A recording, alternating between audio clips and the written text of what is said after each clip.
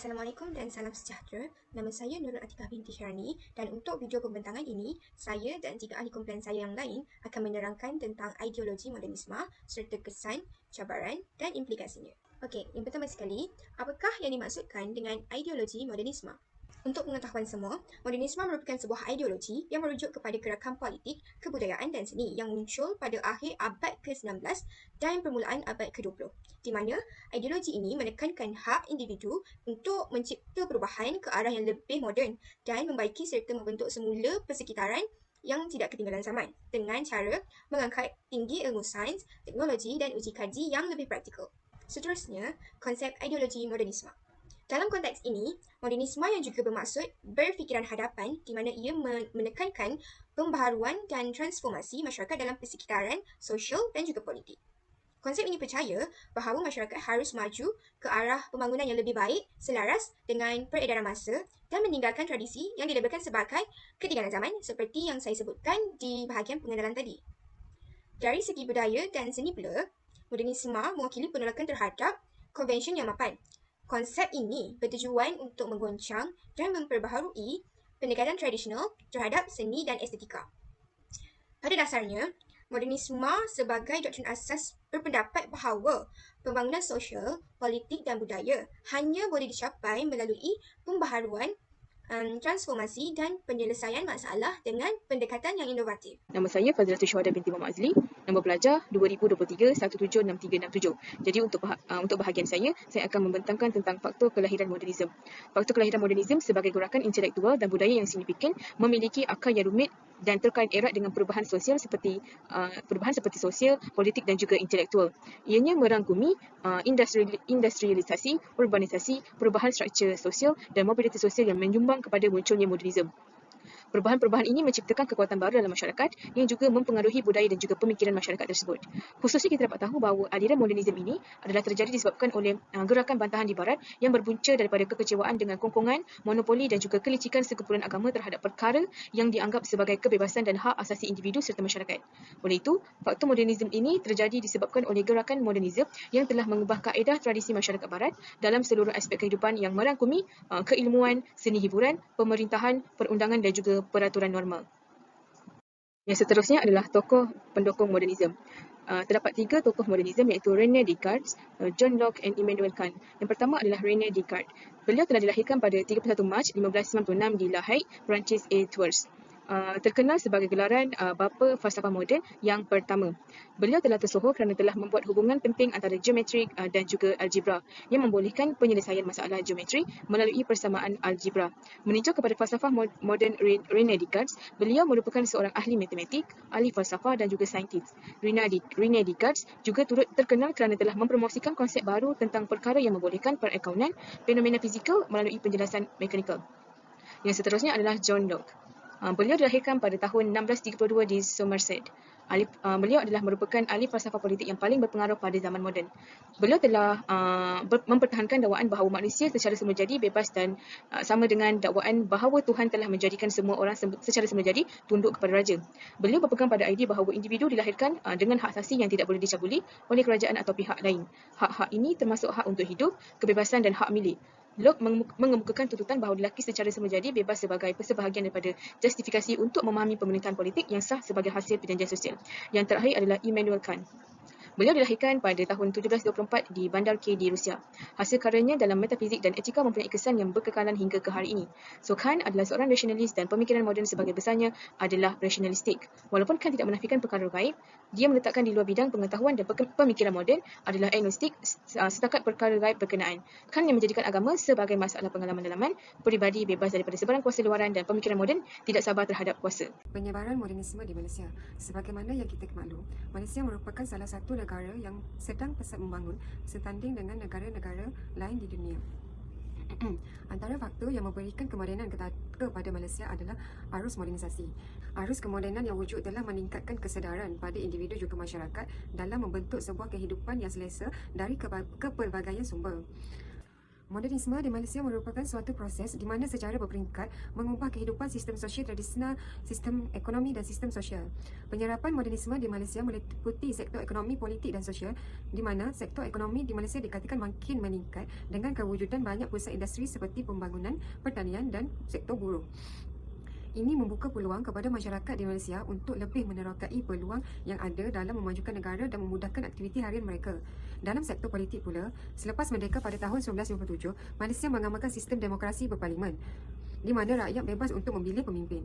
Dari sini, lahirnya kaum dan etnik yang mempunyai satu matlamat yang sama, iaitu mengharapkan keamanan, kesejahteraan dan juga kemajuan negara.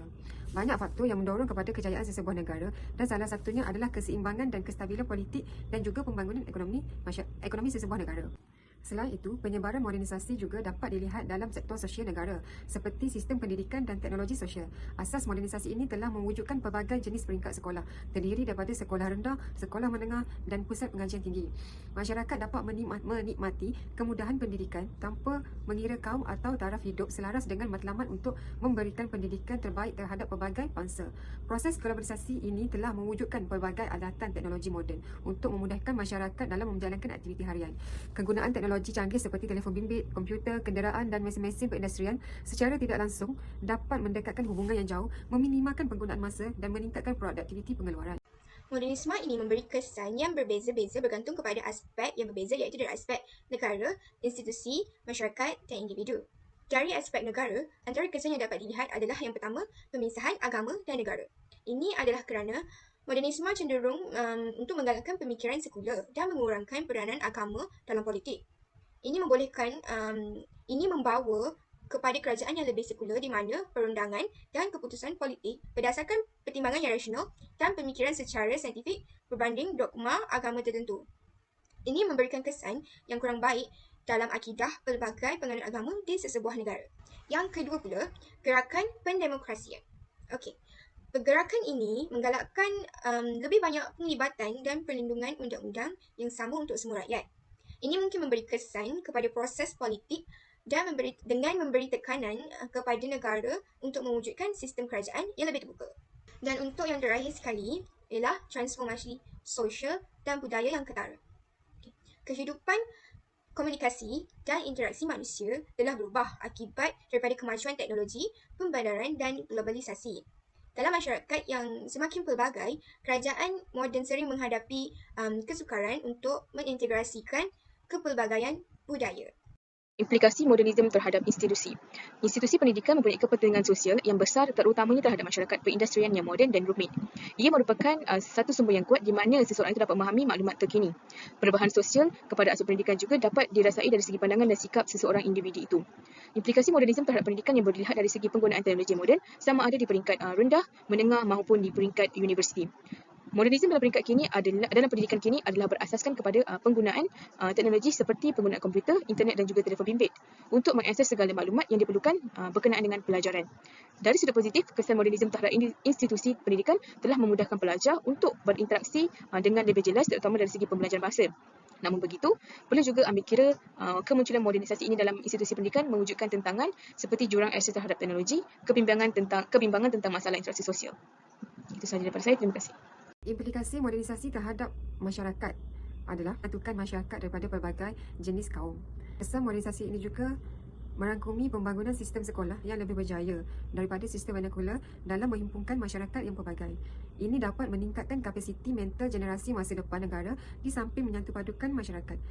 Negara akan maju dari segi ekonomi dan mendapat penghormatan yang lebih besar daripada negara lain sekiranya masyarakat yang ada memiliki ilmu pengetahuan yang tinggi.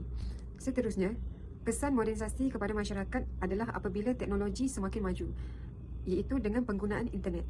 Kini terdapat banyak aplikasi yang boleh digunakan oleh masyarakat dalam aktiviti seharian mereka, dan apa sahaja yang hendak diakses memerlukan internet. Aplikasi internet telah mengubah cara orang berfikir dan menyampaikan maklumat dengan cepat. Penggunaan berbagai aplikasi internet untuk komunikasi telah berkembang dari masa ke semasa. Kesan negatif akan modernisasi pula adalah hak bumiputera yang terdapat pada sistem perbankan, di mana kaum-kaum bukan bumiputera tidak boleh mendaftar ASB dan mereka perlu mencari alternatif lain untuk menyimpan duit mereka atau menggandakan duit mereka dengan lebih banyak. Kesan negatif yang kedua adalah kejatuhan akhlak di kalangan remaja maupun orang dewasa. Pada kejayaan modernisasi ini, masyarakat semakin jauh dari landasan yang benar, hidup berkonsepkan cara barat sehingga berlakunya keruntuhan akhlak dalam kalangan generasi muda sekarang ini. Dapat kita lihat peningkatan masalah sosial seperti kes buli, vandalism, gangsterism, ponti sekolah, hamil wanita dan macam-macam. Saya Nurul Hafizah binti Muhammad Sabri ingin meneruskan perbincangan tentang implikasi modernisme terhadap individu. Kita mulakan dengan kesan positif. Modernisme sering memberikan individu akses yang lebih besar kepada pilihan, peluang dan sumber. Ini membolehkan mereka merealisasikan keinginan dan cita-cita peribadi mereka dengan lebih mudah. Modernisme boleh memberikan individu rasa kebebasan dan autonomi yang lebih besar dalam menguruskan kehidupan mereka. Kesan positif yang pertama ialah pembangunan pribadi dan diri. Modernisme menggalakkan individu untuk terus belajar, menyesuaikan diri dan membangunkan kemahiran baru. Dalam persekitaran yang berkembang pesat, individu berhadapan dengan cabaran baru yang mendorong kepada pertumbuhan peribadi. Mereka boleh mengasah kemahiran, berinovasi dan mengembangkan kapasiti mereka dalam pelbagai bidang. Yang kedua adalah mobiliti dan peluang sosial. Modernisme membolehkan individu mencapai peluang yang lebih besar dari segi pendidikan, kerjaya dan kemahiran. Perubahan sosial dan teknologi moden yang dibawa oleh modernisme boleh mewujudkan peluang baru kepada individu untuk meningkatkan status sosial dan ekonomi mereka. Yang ketiga adalah kualiti hidup yang lebih baik. Dalam banyak aspek kehidupan, modernisme telah membawa perubahan dan peningkatan yang ketara dalam kualiti hidup seseorang individu. Kemajuan dalam kesihatan, teknologi, pengangkutan dan komunikasi telah meningkatkan kemudahan, kecekapan dan kepraktisan dalam kehidupan seharian. Seterusnya adalah kesan negatif. Walaupun modernisme membawa banyak kelebihan, perubahan pantas dan tidak stabil juga boleh menyebabkan cabaran dan ketidakpastian bagi individu. Kesan negatif yang pertama adalah perubahan dalam nilai dan identiti. Perubahan dalam kerja, nilai budaya dan norma sosial boleh menyebabkan kebimbangan, ketidakselesaan dan rasa kehilangan identiti. Modernisme sering membawa perubahan dalam nilai tradisional dan identiti budaya.